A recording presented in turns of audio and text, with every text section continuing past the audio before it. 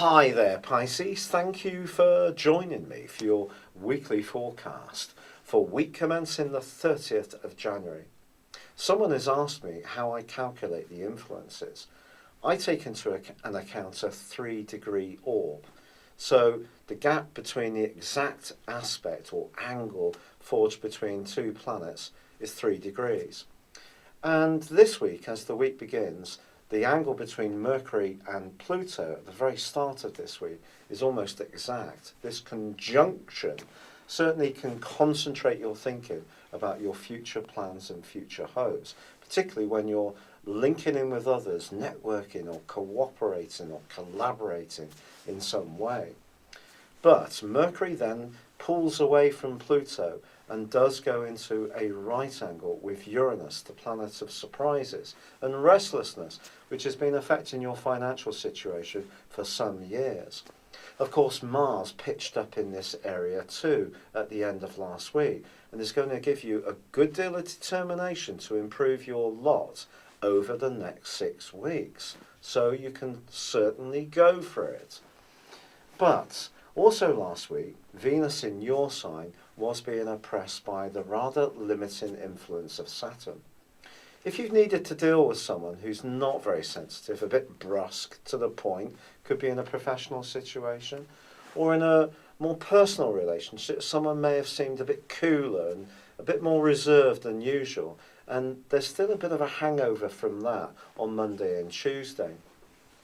However, the new moon, which occurred last week in Aquarius, is still resonating powerfully around the heavens, asking you to tune in to your sixth sense, to be aware of the things that are less obvious in life and about our own motives and those of other people. But by the end of this week, Venus is going to be playing catch-up with Mars and, of course, Uranus by moving into the sign of Aries too. This can be very positive as far as your financial situation is concerned, and there can be an almost immediate improvement in your situation. But Venus moving into this area can also make us much more desirous of enjoying the good things in life. So if you have been on some kind of diet since the turn of the year, it could be challenged a little bit, and temptations could creep into your consciousness. Or it's possible that you just might want to splash out any gains to enjoy some good things, and why not? But it's finding a balance.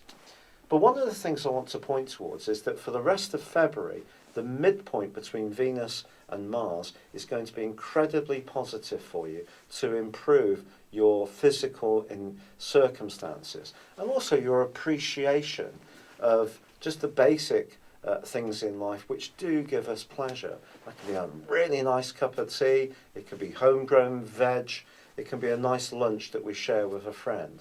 Those kind of things can be very uplifting for you for the whole of February.